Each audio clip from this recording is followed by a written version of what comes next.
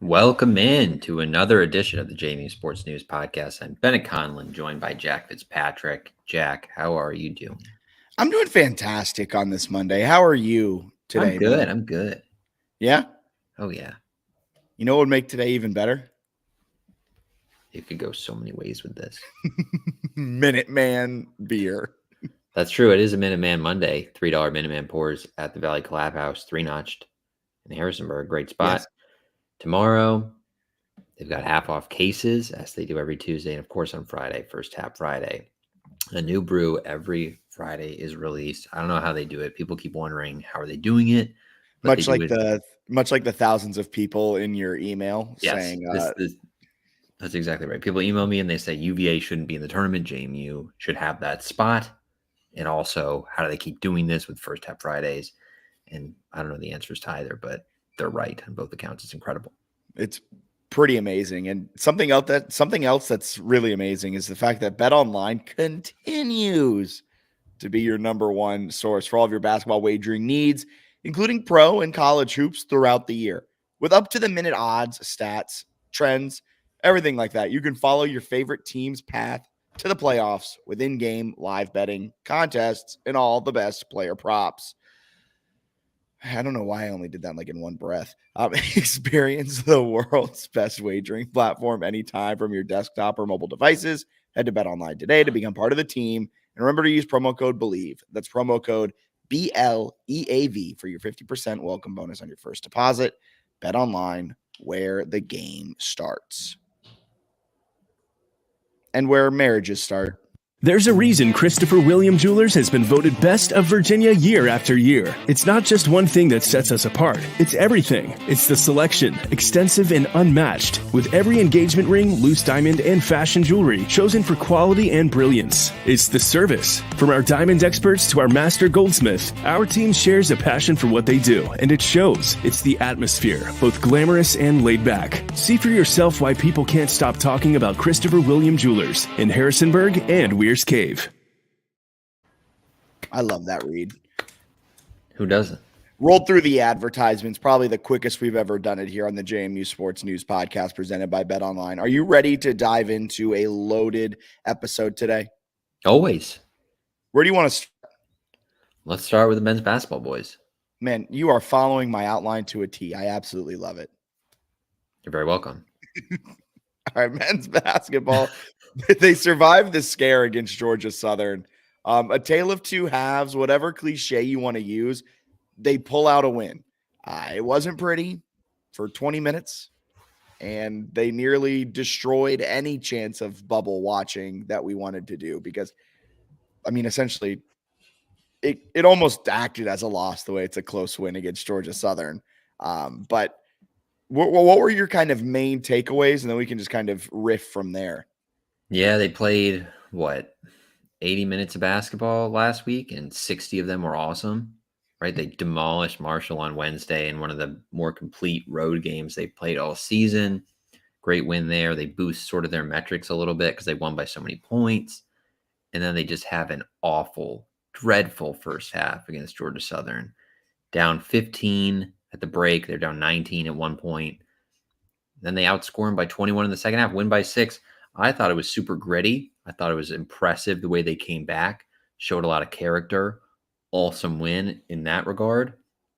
Georgia Southern sucks though. Like they're 6-23, and I know they're playing better. They are playing better. That should be noted. But they're 6-23. It's I don't know. I go I'm both thinking of ways some on this. stuff. I'm just thinking of some things I saw across social media after the win where they're like, don't be fooled by the record. This is a really good basketball team. And it's just like, they're not. They're good offensively. They're somewhat better at home. But like if JMU thinks of itself as an AP top 25 type of team, if they think of themselves as, maybe a 10 or an 11 seed in the NCAA tournament, getting in there as an at-large, maybe a 12 seed, that's a game you have to win by at least 15. Yeah, Like I'm not like it was a gritty win. It was an amazing win. It was fantastic. But like I'm not poo-pooing this win. I was electric driving home, going bananas as they were coming back. And I love winning no matter how it is. And honestly, that type of win's kind of a little bit more fun, but it's not a very good Georgia Southern team. No, and the Sun Belt's got to do a little more schedule-wise, some of these teams to make themselves not awful. Because they played only two, I think it was 2 home games, or 3, I guess, with the Buffalo game. Georgia Southern only played 3 non-conference home games. They lose to Jacksonville by 2, a good UNC Wilmington team. They only lost by 5. Then they lost to Buffalo by 1. All these other games are going on the road or playing neutral sites, which I think a lot of that is probably just like trying to cash paychecks in some regard for some of their like power conference games they went on the road. But it kind of makes these teams in the Sun Belt have really poor metrics. Some of that is obviously they're not playing home games. Some of that is that they kind of just suck. So it's like a combination of them playing in a place where it's harder to win and then also not being good at basketball. So JMU's resume, like 26-3 is awesome. And like as a fan, you should be stoked about that. I still don't think it's enough to give them an at-large, which sounds a little bit crazy, but it's kind of probably the reality that they're facing. You want to know something hilarious about that basketball game? Yes. According to the KenPom win probability graph, JMU started with a 92% chance to win. Throughout that first half where Georgia Southern goes on a bit of a run, an 11-0 run, they start to open up a 19-point lead, I think, at one point. The best win probability Georgia Southern ever had, which was when they had a 19-point lead, was just 66%. And then JMU over the final 4 minutes of the first half and the first 4-ish minutes, we'll call it like that middle, I think it's called middle 8. I think they call that in football, but JMU went on a 13-2 run to finish out the first half and open up the second half. And coming out into the second half, JMU had a 51% chance to win that game with a 15-point deficit. Yeah, like they erased it quickly, and it wasn't. I mean, it was like to be able to do it was impressive, but maybe not that stunning, right? Because like Georgia Southern's bad, so at some point over 40 minutes, they're probably gonna look bad.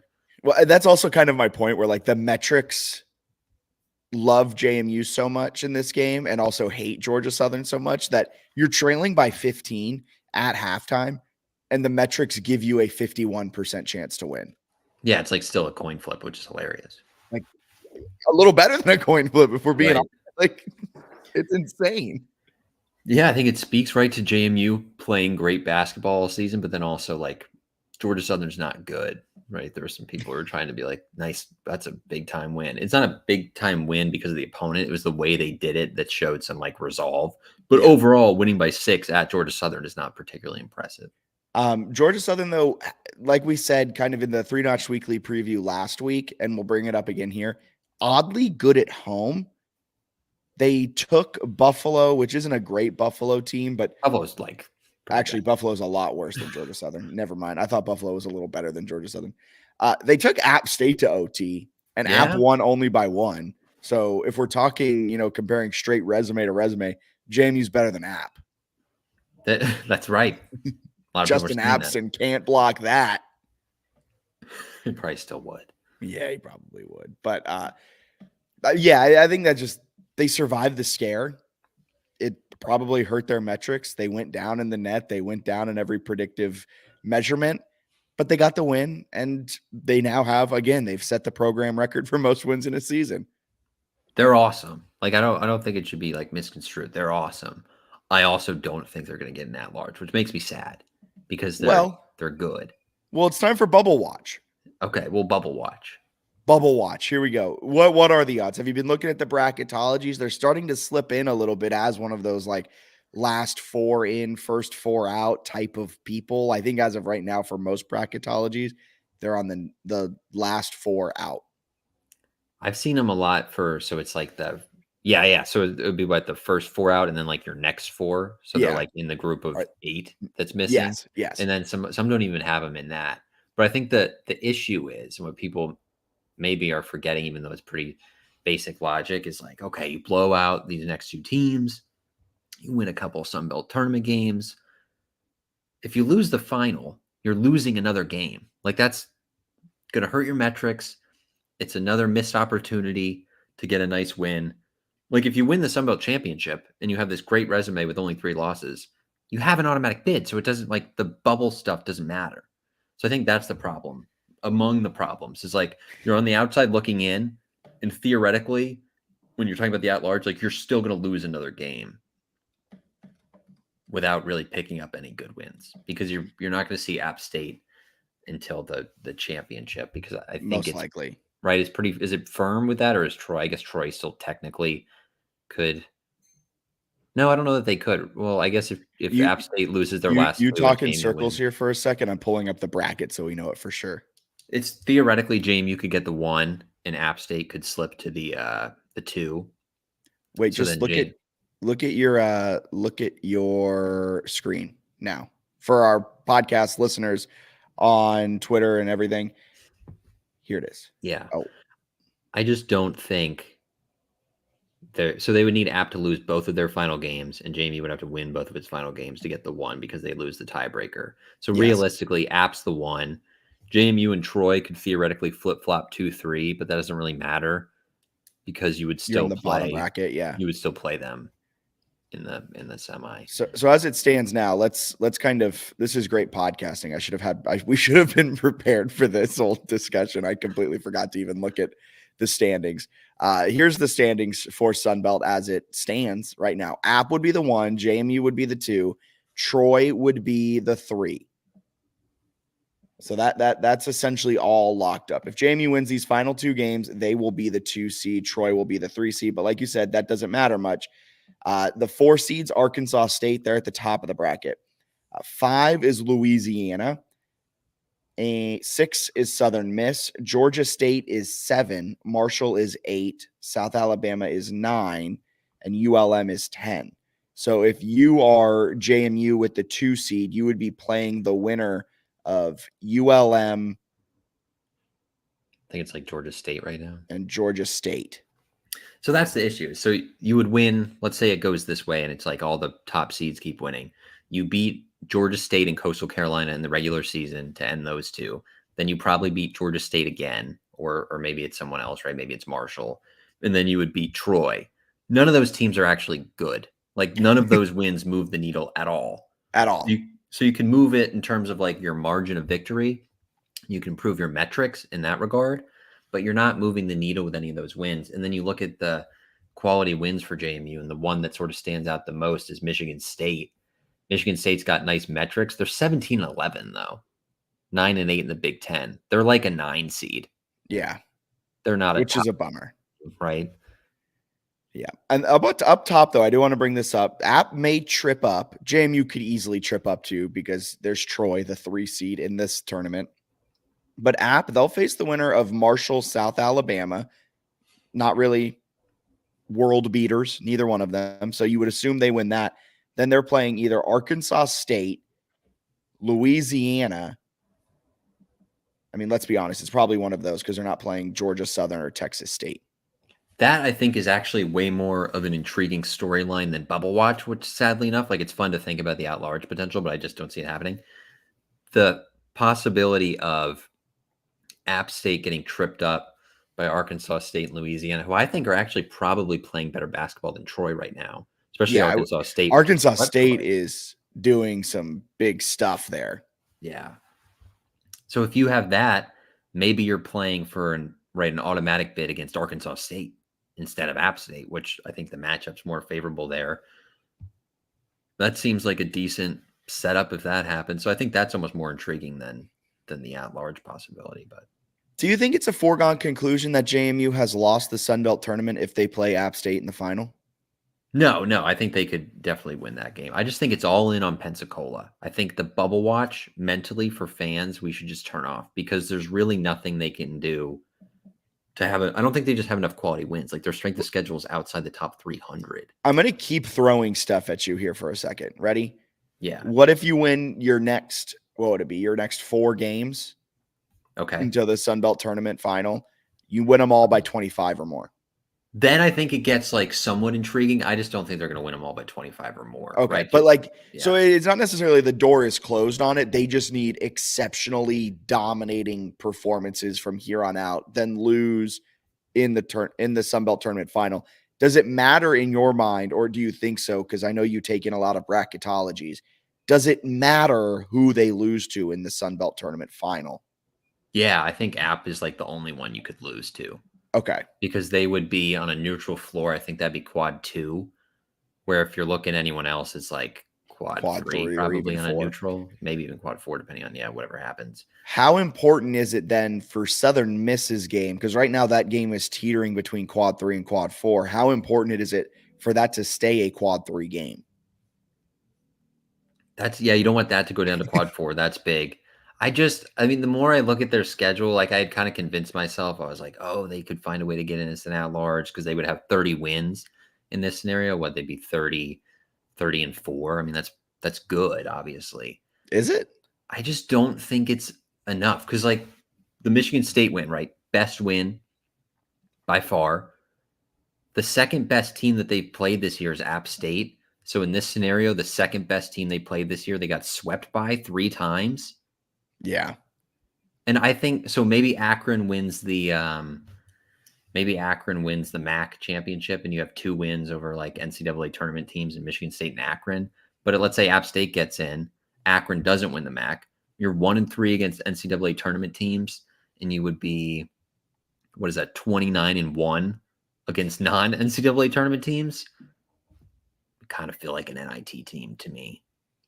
I know that's so negative, but it's a bad schedule. I think we all went into that January 27th game against App State with the thought process of if JMU wins, their at-large hopes are still alive. If JMU loses, the bubble watch, the at-large watch, it's all over. And then they lost the game. We accepted it. And then they went out and put 105 up on Coastal. They dominated their way through the rest of the schedule. And then we let ourselves believe it again because all of a sudden they're in the top 60 of the net. They're in the top 60 of KenPom. All these predictive metrics are really favoring JMU. But I think now we're kind of facing the music is the bracketologies are leaving us off. Yeah. We have to win Pensacola. I think so too. I think that's the reality. I don't totally agree with it. Like I get why it would happen because of the strength of schedule, but like I've seen Virginia in the last 4 in or like a little bit more firmly in. And yeah, I see Justin here saying that Southern Illinois win could become Q2. That is true. They are 106th in KenPom.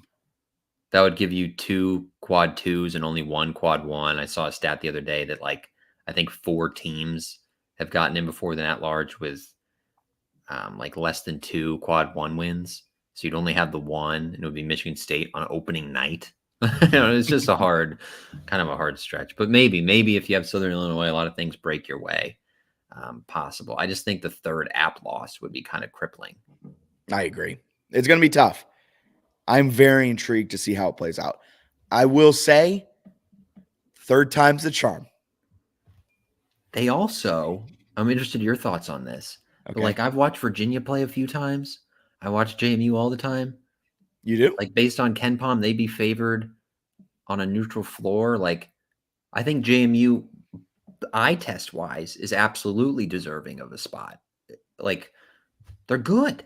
I 100% agree. I think this is when you get into a lot of weird ticky-tack net. Like we've been hearing it from ACC fans like the last 2 weeks about how the Big 12 has gained the system. Like Yes, that's kind of true, but it also, I mean, that's why JMU has such a bad record, because they've been a net dumpster fire up until last year. So a lot of these teams didn't want to schedule kind of an upper echelon bad net team that would then hurt your rating, blah, blah, blah, blah, blah.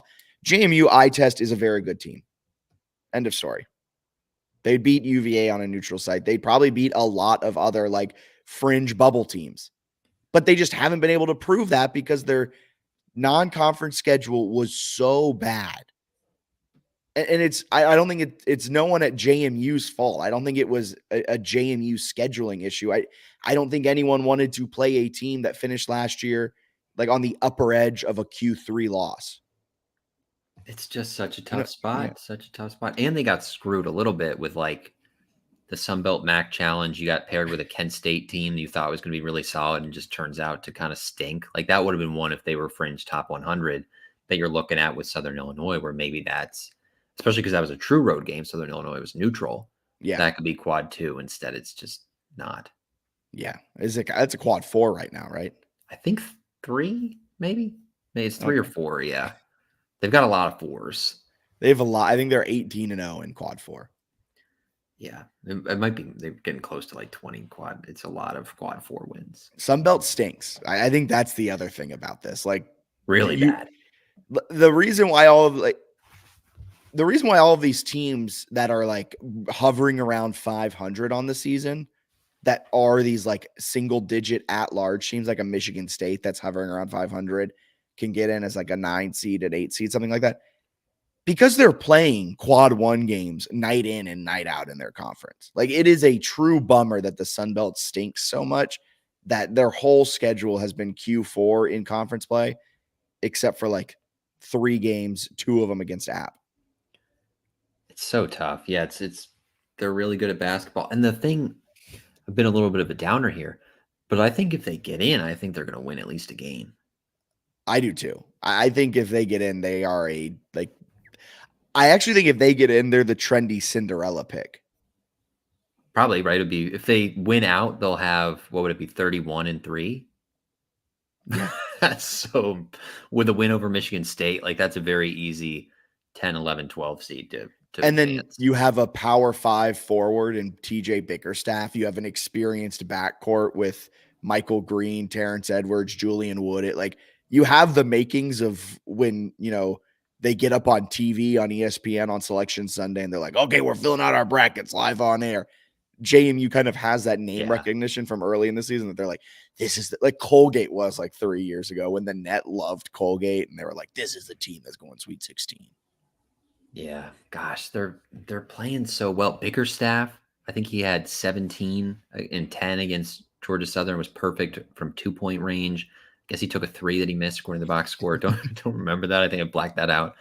But like Edwards was awesome. He had 6 assists to go with only 2 turnovers and also scored 20 points. Wooden just kind of caught fire coming out of halftime, which he does for like 5-minute stretches. Wooden over the weekend, he went 3 for 4 against Southern. He went 4 for 5 against Marshall. He just knocks down threes. He's a stud. Like Friedell's a really good player. They're getting kind of like just enough out of Brown and Michael Green. Brown had that like a dagger 3 in the second half. Yeah, or I guess the go-ahead 3. They're making plays. Horton had a great game. Like they're a great second half, at least. I guess they all kind of had more of a great second half than a great game, but it felt like it was just a game because of how well they played in that half. If they get in, they're dangerous, especially because they won't really have any pressure, even if they're considered like a darling Cinderella. Like if you make the tournament, given JMU's basketball history, like pretty cool. Yeah. Daniel asked, what seed do you think the Dukes will get if they make the dance?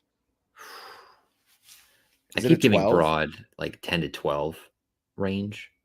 So high double digit, or I guess low double digit. It would be.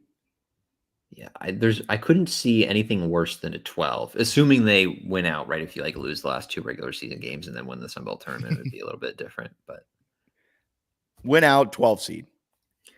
12 or 11, maybe they sneak into a 10. I saw some bracketology had Grand Canyon and Indiana State as automatic qualifiers, and they have very similar like profiles to JMU. Both get 11s.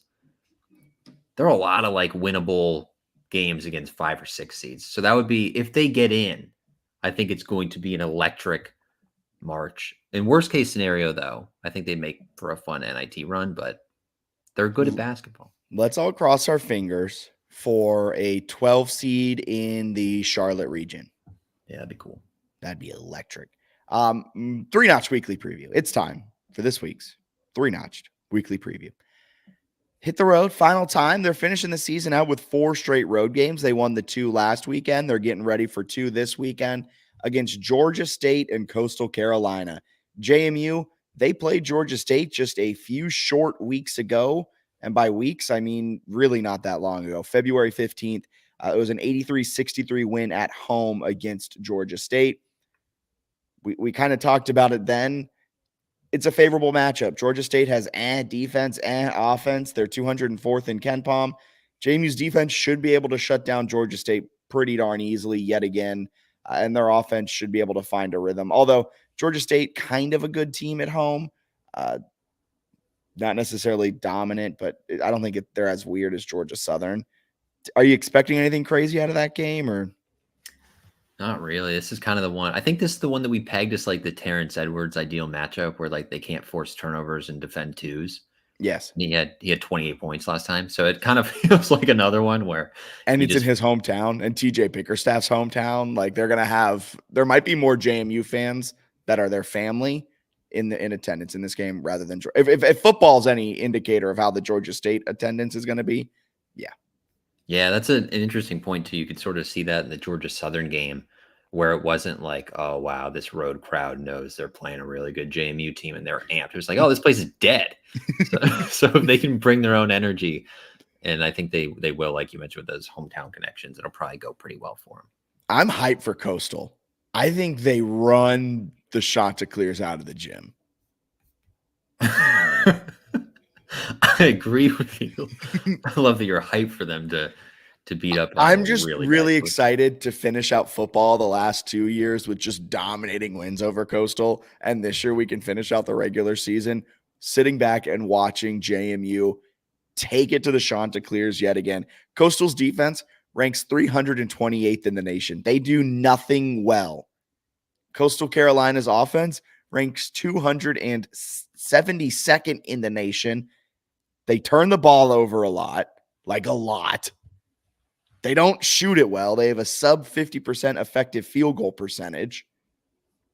They don't shoot free throws well. They get stolen a lot. I mean, it's a perfect matchup. They've won 3 in a row at home. I don't care. The last time they played, JMU's largest lead, or the largest lead in the game, they led 100-53. It could be a bloodbath. Like, it could be very bad. Anything you're looking for specifically? I think the one thing that I am is that outside chance, like you mentioned, that they just stomp these two teams.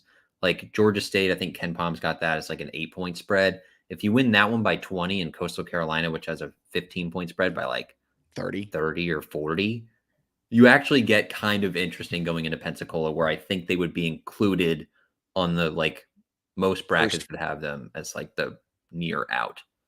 All right, let's buckle up. It's going to be fun. It should be fun. Moving over to JMU women's basketball. They split the weekend, a win over Southern and then a loss to App State on the road. To me, the biggest storyline with women's basketball right now is Heaven Bristow and Susha Kozlova's injuries. Yes. The way I was seeing the standings, the top 4 like bye seemed pretty easy. You either need Georgia State to lose once, or I think Corey Spector explained this one on Twitter. I'll go find it while you talk this through. But it's basically like they just need Georgia State to lose once, or they have to win one of these last 2 games, and Coastal's pretty bad, so Wednesday gives you a good chance. So my guess would be if Bristow and Kozlova are like close but not fully there, they would rest for these 2. Kind of feel like you need at least one of them for the Sun Belt tournament to have a great shot. Although I was actually impressed with the way they fought in the fourth quarter against App State. Peyton McDaniel had a stretch where she scored like 3 or 4 baskets in a row to pull them back from a double-digit deficit.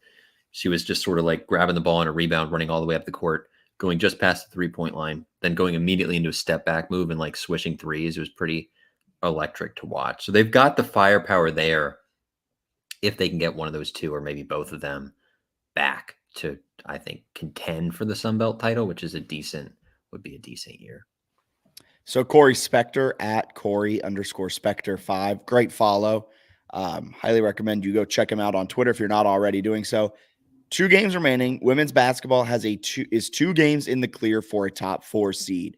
The Dukes own the head-to-head tiebreaker over ULM, Southern Miss, Louisiana, but not Georgia State. So, how that all shakes out. You see right now JMU is in 4th at 11-5, 2 games above ULM, Southern Miss, Georgia State, which is why he said they own the head-to-head over ULM and Southern Miss, but not Georgia State. Bottom line, if they win on Wednesday, all tiebreakers are put to rest, and the Dukes get that double bye.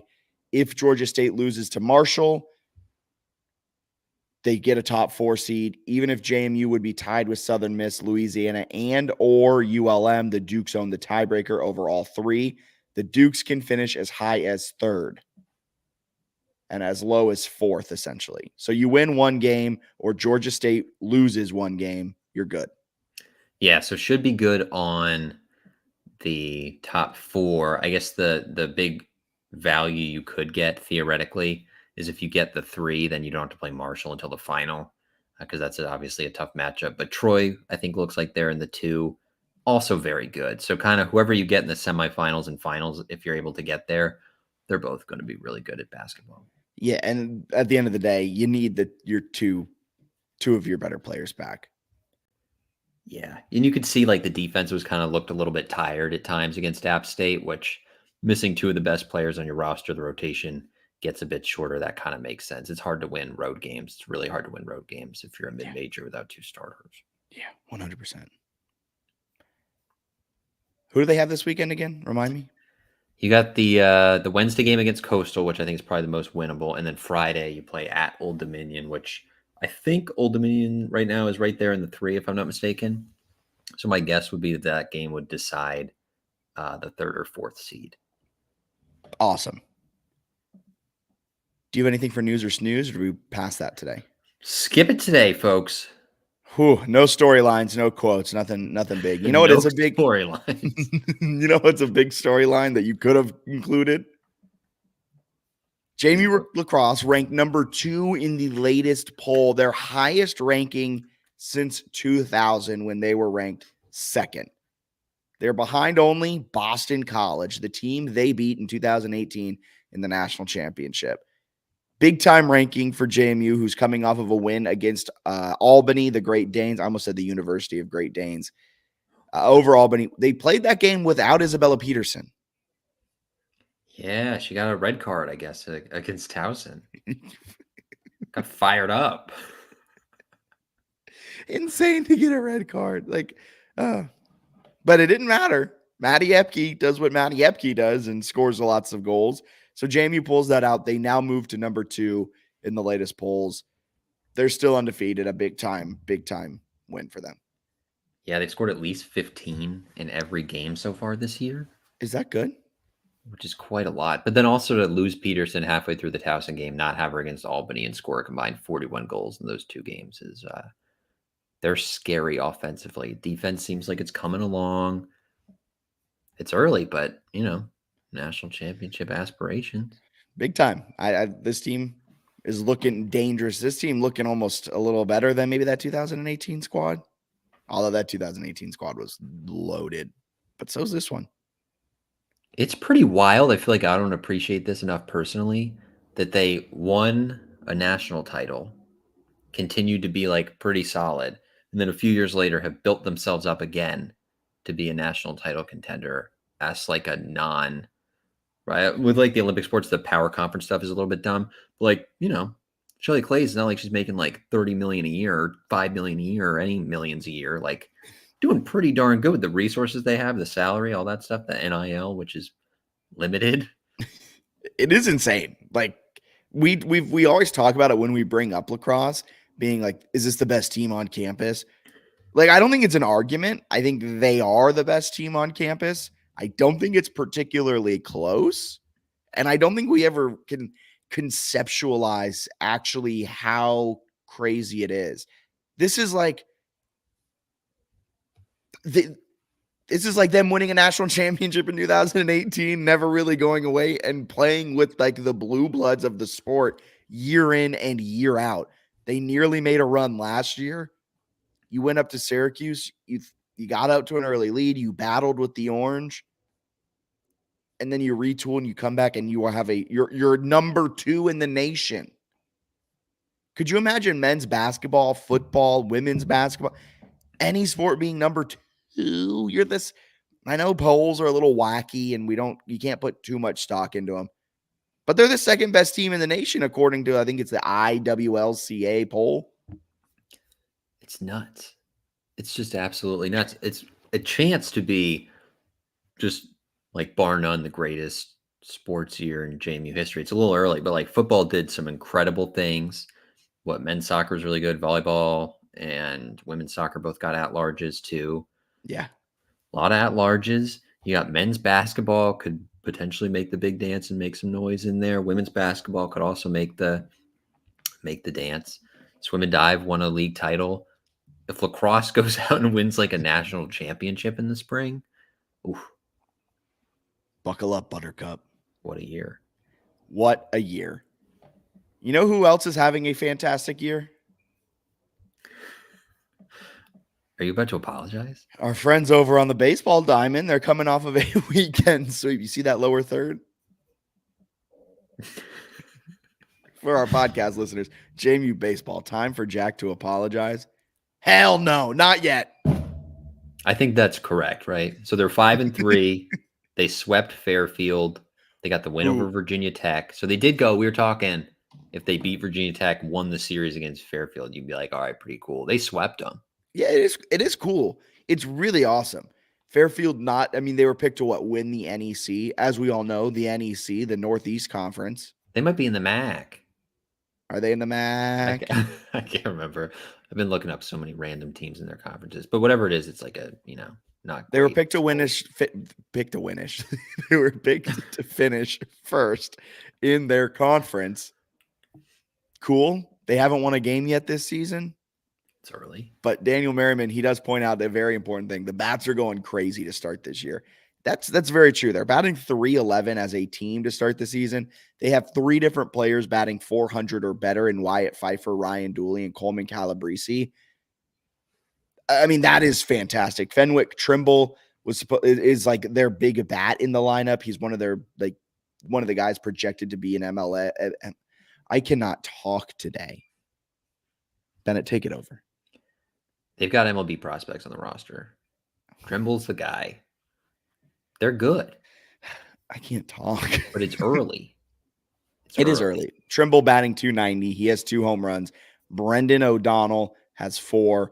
Coleman is balling to start this season. I think that's kind of been the big story. The junior infielder from Bowie, Maryland. Yeah. He has a hit in every game but the Monday game against Arkansas. He just raked over the weekend against Fairfield. Had 4 hits on Friday, 2 more hits on Saturday, 3 hits on Sunday.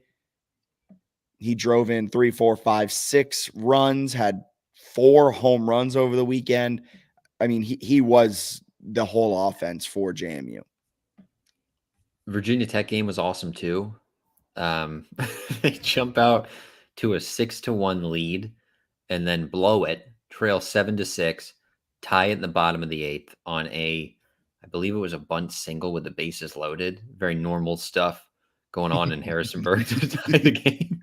Small ball, baby. And then they go ahead. Bob Weiss would be proud. Even Bob Weiss might be like, that's a little bold, guys. Maybe let him swing there. But then they score 1, bottom of the 9th. They load the bases, nobody out. Find a way to get it done against the Hokies. Follow it up with a sweep. I was sort of waiting for the inevitable dud, and they kind of almost did that on Friday. It was dicey there for a while. But a sweep? Big time.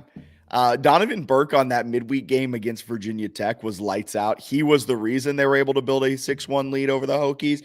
He went 6 innings, allowing 6 hits, but just 2 runs came around to score, and he struck out 7 Hokies while walking just 2 of them. He was fantastic and a big reason why they won that Tuesday game. Or I guess it was a Wednesday game. I'm all over the place. You can't trust anything I'm saying. But I mean, some of their starters are doing very well. Ryan Murphy, a 5.19 ERA early on in the season, but he has only allowed 5 earned runs. Max Cool is doing a good job. Todd Mazzocchi, little struggling a bit to start the season, but he has started 2 games.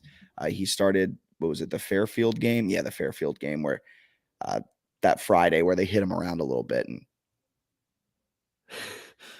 that was kind of a tough summary for Todd there. He started 2 games.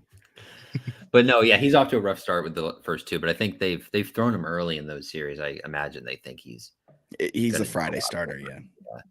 So we'll see what goes on there. They've got Mason on Wednesday. Mason sucks like real bad. Oh, I thought you meant like Mason, the player for them. No, sorry. They've got because they used to have Mason Dunaway, and you were like, he's I think about to come back from injury per Katie's tweets. I think it was him. So they'll get him back soon. That's good. But they got George Mason Wednesday. George Mason's terrible. Then you got 3 against Cornell at home.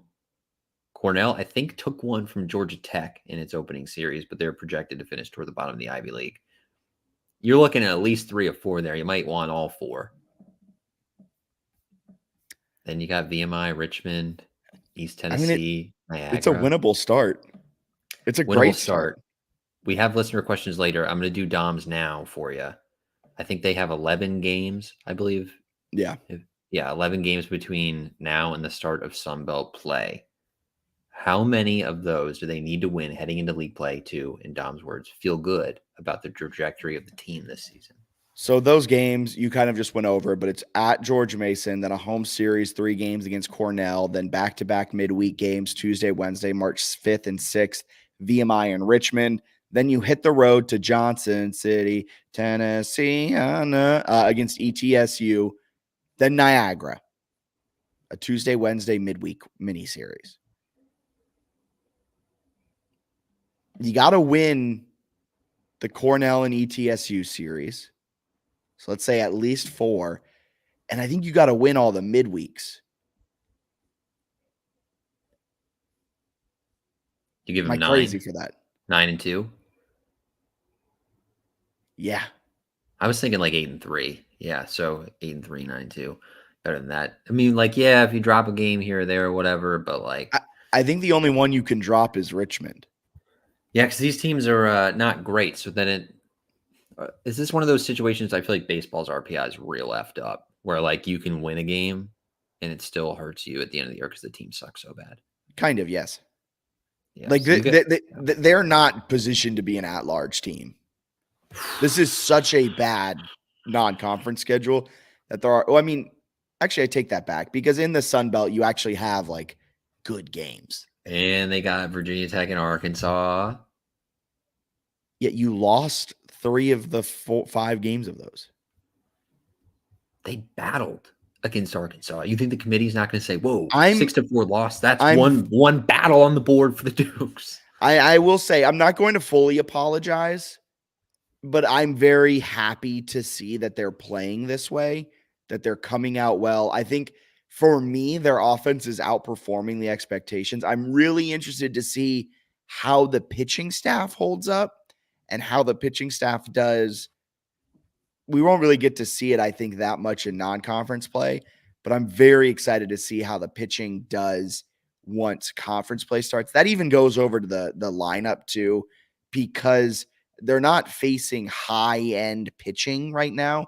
The only high-end pitching they faced off against was Arkansas, where they were shut out one time, held to 5 in another. So when they faced great pitching, the offense did break through to keep that first game a little close. They did put up 7 on Sunday. So the lineup is capable. I'm very interested to see what the pitching staff does against better bats. No shade at all meant for Fairfield, but Fairfield is a far cry from Carolina. Pitching was supposed to be a strength, right, coming into the year? They say that every year. That's true. But a lot of winnable games. They should have a real tasty record going into Sunbelt play. But yeah, the competition obviously increases a good bit once you get into league play. Yeah, I mean, we've talked about every podcast. Coastal, Texas State, ODU. Even I think Arkansas State started 7-0 with a win over Ole Miss in a midweek. Yeah. All right, maybe they could play baseball. Troy's a baller, and you're finishing the season at Troy. It's going to be tough. The Sun Belt is a murderer's row.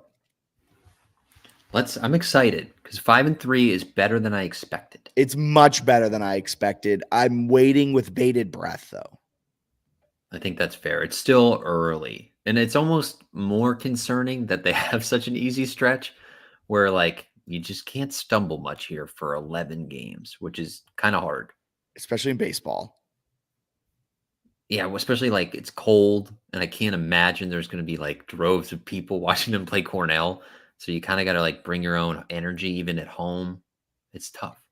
JMU is one of the rare teams north that play so many home games in February and March. Yeah. It's very interesting. It's an interesting approach because most teams up north, they'll play like probably half the amount of games JMU is playing at home. And then the rest will be like down south to stay warm. Like West Virginia started the season against Stetson, then came to Charlotte. And I think they'll have another away series. Virginia Tech, something similar. Virginia Tech played Rhode Island at home after starting their season at Charlotte. So very interesting that the first two of the first three series JMU will play are at home. And they got a lot of home games. Yeah. Good start. Great start. I'm not apologizing yet. I will in a little bit if they continue winning. I think my thought, I don't really think you can give a true deserved apology until we're decently into Sunbelt play. I agree. Even if they go 11-0 over the next, if they go 11-0 the next 11 games, that doesn't mean anything. I'm going to say that's not an apology. Like an apology is when you start Sunbelt play, like winning your first two series and like looking good doing it. I think you could even get away with no apology unless they make like a regional, right? Because what are you apologizing for then? Congrats on a moral victory. I also like how you're pawning this all off on me. Like I'm the only one of this podcast duo that has had issues with the baseball team. Yeah, you, Jack, can't apologize until they get to an NCAA regional. I don't know how I skewed it in my head to be like, well, Jack has to apologize, but I love that I've done that for myself where it's like, this guy doesn't think baseball's He's doing off enough. the rails. I've tried to tell him what's right, but he just won't listen to me. I'm over here like, hey, if they beat Virginia Tech, extend the contract another few more years. They swept Fairfield, give him a lifetime deal. Jack, on the other hand, wants to just fire him yesterday. Exactly. But yeah, they have a lot of baseball left before there are any official apologies. But a very, very strong start. The Bats have just been electric to start. It will be exciting to see how they all settle into a routine as this season really gets going. From one diamond sport to the other diamond sport, softball. They went 2-3 over the weekend against, They lost to South Carolina and Charlotte, and they had a perfect Sunday at the Gamecock Invitational. The losses to Charlotte and South Carolina were close ones where the offensive bats just never really find a rhythm. Pitching looks really solid. I think you tweeted it. A lot of stuff you can build on here. There's a lot of hope, but it feels a little tough with a losing record when those 3 games were all winnable. Yeah, they look like a regional team. I think they've got what it takes. And fortunately, kind of like baseball, you're going to have chances in conference play to like grab some nice wins. South Alabama wins a good one. South Alabama's pretty good. They're off to a nice start this year. I think, yes, they beat South Carolina during this tournament. So that's like a real nice win for South Alabama. They're going to be one of the best teams in the Sun Belt, projected to finish second. So that's a huge win for them. Not a conference game, but one that they can sort of add to the resume. The Villanova one from last weekend's another decent one, but Villanova's off to a pretty slow start, so they need to turn it around for that really to be a quality one. UMass isn't very good, so that one's kind of just a throwaway nice game at the end of the weekend to get an easy-ish win. Charlotte and South Carolina. Oh, missed opportunities. They played well. But they led South Carolina 2-1 going to the bottom of the 7th on the road. End up losing 3-2. They lost the first game to Charlotte in extra innings, 2-1 in 8 innings. The other one against Charlotte, they're up 1-0 through 3 innings, end up losing 4-1. Even if you just get one of those, feels like it would have been huge for like. Well, it's a 3-2 weekend. Yeah, and your at-large chances, you got one you can point to, especially because they really had ranked South Carolina in a true road setting, like on the ropes. Well, Charlotte's also a regional team, potential super Charlotte's regional legit. team. Yeah, like, Charlotte's very, very good. If you went 1-1 against the 49ers and then held on to win that Gamecock game, you're right, and you had all 3-1. That it's tough. It's tough, but they are playing well. The bats need to get a little bit more consistent. The pitching is fascinating because after the first weekend I came on here, I was like, Fleet is everything. Fleet is the ace. Everybody else get behind. Then she had kind of a tough second weekend. I think she pitched against UMass in this one, started against UMass, if I'm not mistaken. Yeah, she got a win in that one. And then I think she came in relief maybe in the first Charlotte game. She did some really nice stuff against UMass. 6 innings, 9 strikeouts, only gave up 1 earned, 2 runs total. Good stuff. But Peyton List, the Virginia Tech transfer, got a lot of velocity, is proving to be very legit. And Alyssa Humphrey's been phenomenal. She's been great. She pitched probably the best she's ever pitched in a JMU uniform, I think, against South Carolina. Kind of fell apart a little bit there late, but she was good in that one, and she started really strong in the second Charlotte game. And gave up some stuff a little bit after that. But I don't know, that group of List and Humphrey looking really good. You still have Molly Grubb from Virginia and Fleet. Like, it's 4 good ones. So they have the staff to make a regional and do some nice things. At some point, that you kind of have to take advantage of those. Like, this is a great at-large thing because it's hard to win the Sun Belt tournament, right? It's not the CAA. Yeah, I also think with Fleet, she'll settle in. Oh, yeah. She's a freshman. You have a great first week. Your second week might be a little iffy. Third week, come back, find your rhythm again, and then kind of settle into what college softball is like. I think we'll see Fleet really take a few steps forward. And as she gets more experience underneath her belt, her progression will be kind of exponential as we see this season go on. But it's great that you also have Humphrey, probably an ace any other year. Peyton List sounds like an ace any other year. And now all of a sudden they got 3 pitchers that you could argue that over the last 3 years since Odyssey Alexander left, they all would be the best pitcher on those respective staffs. Yeah, that's what's so cool. You look at List, her first Charlotte start, 7 innings, 7 strikeouts, just 2 earned. She got the win against South Alabama too, 6 in a third, just 2 runs allowed against good teams. And sort of similar to Fleet, List didn't play at all for Virginia Tech last year. So you have 2. So a redshirt freshman and a freshman. You have 2 freshmen who look like they have ace potential and like barely have any experience at this point. The future is very bright, but I think this year they've got some regional chops if they can hang in there in conference play. Yeah. And throughout the season, you'll probably have some of those games that you lost at the Gamecock Invitational go your way. Yeah. So you start to get that rhythm, and I'm excited for softball.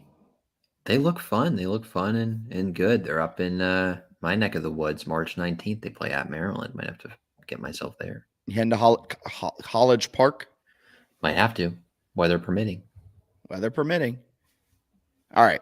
That brings us to listener questions. We have a few tonight. I'll throw some at you. You ready? Yeah, go ahead. Does lacrosse win the Natty this year? That's from Alex 092975. Oh, that's a good question.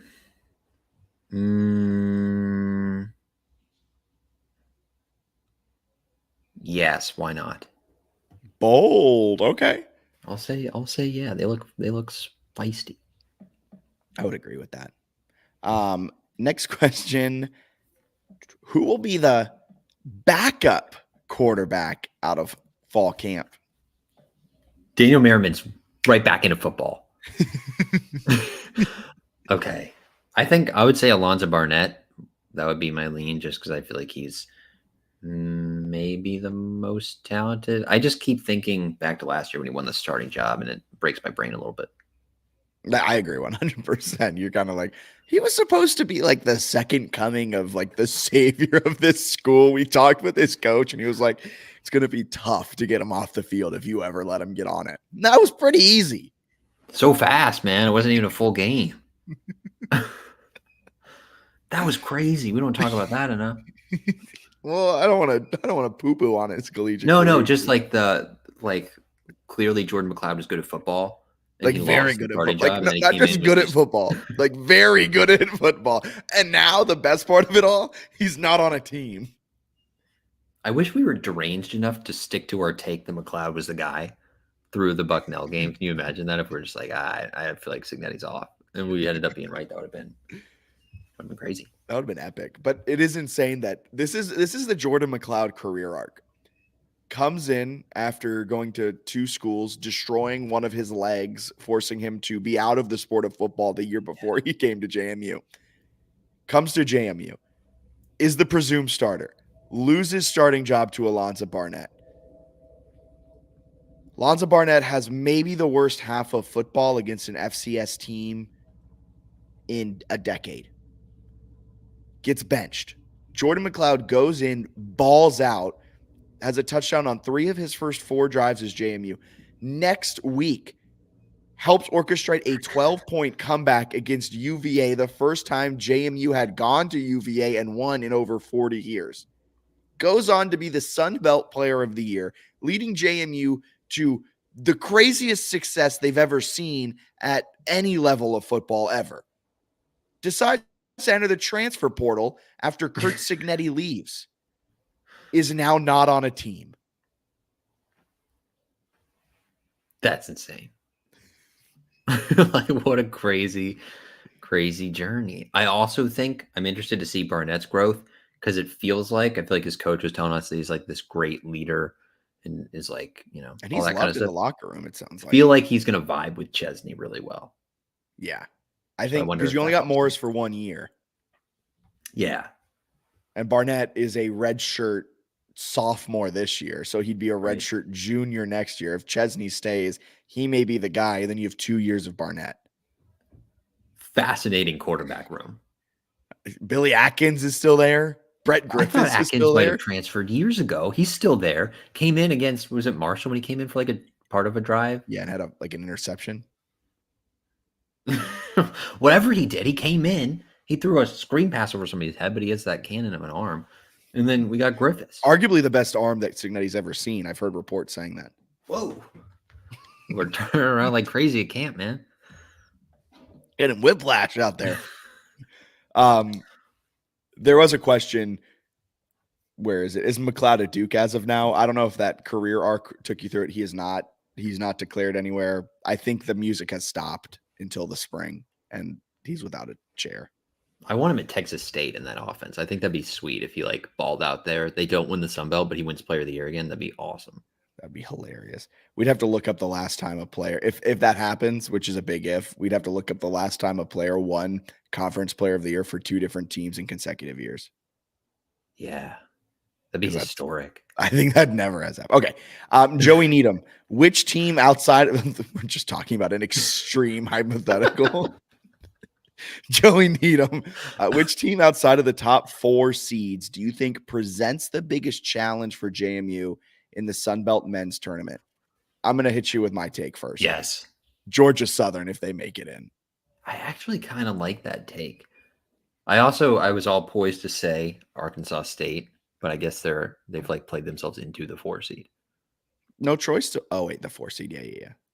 Yeah. Because like Arkansas State to me is terrifying right now. Like a really qualified coach in his first season coming into the year. I thought they'd be a little bit better. They're now playing great basketball. They're electric offensively. JMU won by 4 on the road there, and it was like a pretty good game. They've swept Troy. I actually kind of think the 2 seed is perfect in terms of making it to the final. Yes, I would agree because you avoid the 4. Yeah. Or the 5, right? Louisiana and Arkansas State are like probably scarier than Troy. Yeah. So could be big time. I think it's Georgia Southern if they sneak in. JMU has struggled both times against the worst team in the Sun Belt. I don't want to see them again. I would love if we never saw them again. Is Mike Green's shooting to start this season just an aberration, or is he just cold? All right. Yes and no. Because against non-conference teams, he's been electric. He went 4 for 5 from 3 against Akron. Every other conference game this season, starting at Texas State, he has hit more than 1 3 just once. He went 2 for 2 at App State back on January 27th. Over the last few games, since his 4 for 5 performance against Akron, he didn't take a single 3 against Georgia State. He didn't take a single 3 against Georgia Southern. 1 for 4 against Marshall, 0 for 2 the second time against Georgia Southern. He just has stopped shooting threes as of late after being an electric 3-point scorer in non-conference play. If I'm doing my quick count correctly, he has as many 3-pointers in all of conference play, 4, as he did against Akron in the one game. In that's insane. And then in non-conference play, he hit more than 1 3. So 2 or more threes. 1, 2, 3, 4, 5, 6, 7, 8 times. He took 3 or more threes in every single non-conference game. He hasn't taken 3 or more threes. He's done it twice in the last 7 conference games. Something's broken. Something's changed within the offense. If they make the NCAA tournament, is he going to go like nuts though? Well, we've seen he's really good against non-con. You know what I think it is? I think the scouting report is like, this guy is a good shooter. Just like manhandle him. Akron didn't get the memo. They're not studying as much. Well, I don't. Maybe I'm overthinking it. I'm giving him way too much benefit of the doubt. But like the fact that the difference is that stark. It's something. It's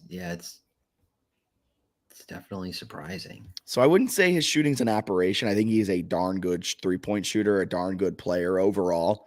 There's just something about playing against Sun Belt teams that there's a mental block.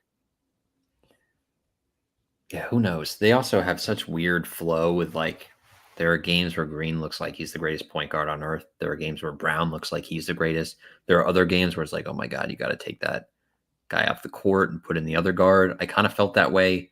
Part of the Georgia Southern game, they put Brown in and it seemed like he was giving him more of a spark, maybe just because his size defensively helps a little bit. Georgia Southern was making a ton of shots. But Green, when he's on, adds like a crazy X factor where he can go from being like no points to getting you like 20. 15. Yeah. And you're just like, oh, like in an instant. Like Julian Wooden. How Julian Wooden can just blink and he has 9. It's a 9-0 run for JMU because he just went 3 for 3. They're going to be so fun if they get into the dance. I hope they do. And one last kind of listener question update. Realize I never changed the lower third on that one. This is from at Mr. JMU. A little bit of an athletic director update that normally is a question we get in this listener question segment. We didn't get one today, but leadership updates at JMU include Bob Chesney is hired. There's a strong pool of candidates for the athletic director opening with on-campus interviews scheduled for April. The search committee is reviewing applicants for the VP of Enrollment Management as well. There you go. Moving forward with an AD search. Big time. So keep your eyes peeled. Maybe it's flight tracker season in April. I'd love to see him give Ike a look. A little baseball. All right. I don't want to hear that. I don't want to get out of here with that. All right. Anything else? Oh, wait, there's one more. This is from Ross or 11. Who is JMU's top athlete of the year? Jalen Green, Isabella Peterson, other? Can we wait until the year ends? So far. Oh, okay, I think when the year ends, it'll be Isabella Peterson. I think as of right now, it's Jalen Green. I think that's fair. 15.5 sacks in 9 games is pretty cool. Yeah. If Terrence Edwards like does an Odyssey Alexander though type of run to like take JMU to the Sweet 16, he's up there. Wouldn't it be sweet if it was somebody like Michael Green who did it though? Who he hits like 10 threes a game. And it was just 10 like threes a he's game? the best athlete in history. He goes a combined 30 of 34 from deep. Oh, here's a question for you. Well, the JMU's going to play in either the NIT or the NCAA tournament. Yes. Over under 19 and a half shots in that game, that first game for Edwards. Under, but like right under. I think it's a very good line you put. It's going to be electric to see him in one of those settings because he's going to go get his. That is, I can't wait. The commentators against Georgia Southern were so good. They were so good. I think you pointed this out. Great at praising him and then also being like, why did he do that? They did a great job. I thought their commentary team was really good. I think best of the season that we've heard, home or away. Yeah. Anything else you want to? No comment. Anything else you want to have before we get up on out of here?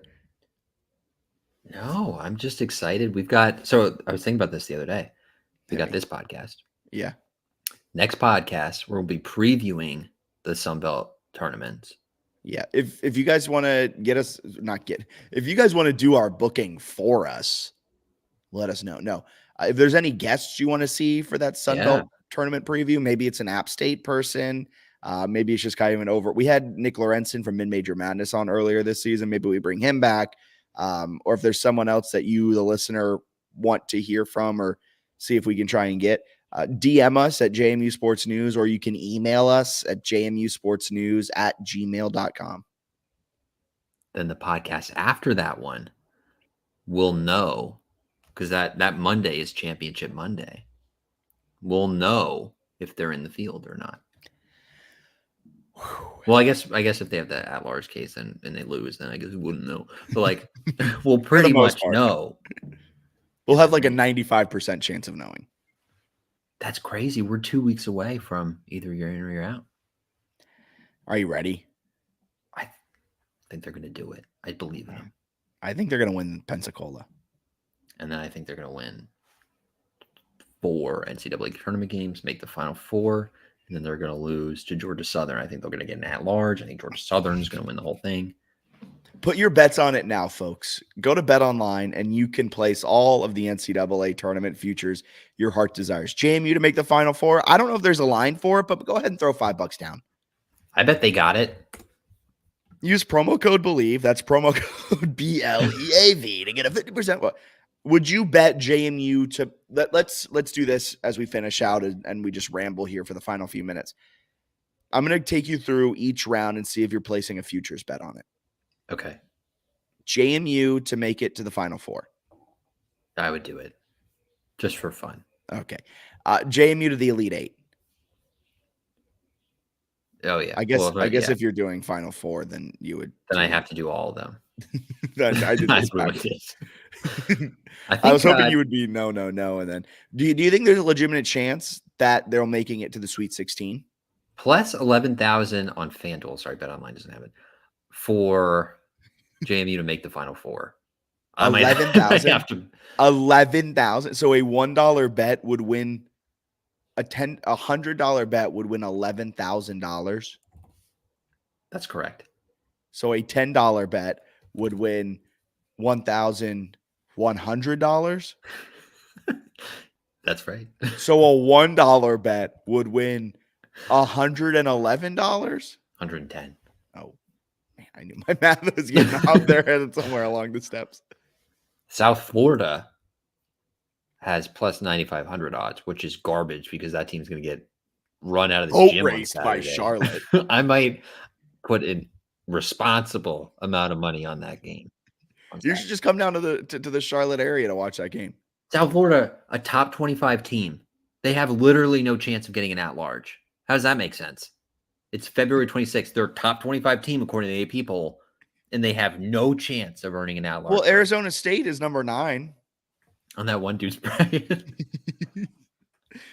Make it stop. Well, the funny part about him putting Arizona, if you guys haven't seen, there's an AP voter that accidentally put Arizona State at number 9 with their 14-14 record. It was clearly a mistake.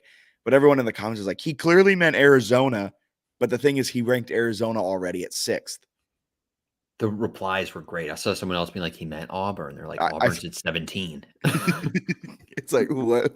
This guy? I don't know how he messed it up. It's pretty hard unless you're doing it like really, really fast. Like you just got to look over and not click Arizona State. Yeah. Well, until next time, folks, don't click on Arizona State. Believe in JMU. Anything else I should say? Go Dukes. Go Dukes. We'll be back next week with a full Sun Belt tournament men's and women's preview. If you want to see any guest on, anyone from any other podcast, anything like that, let us know. DM us at JMU Sports News on Twitter, or you can email us. Email us with any of your thoughts, general musings, things of that sort at jmusportsnews@gmail.com. We'll talk to you guys next week. This has been the JMU Sports News podcast presented by Bet Online.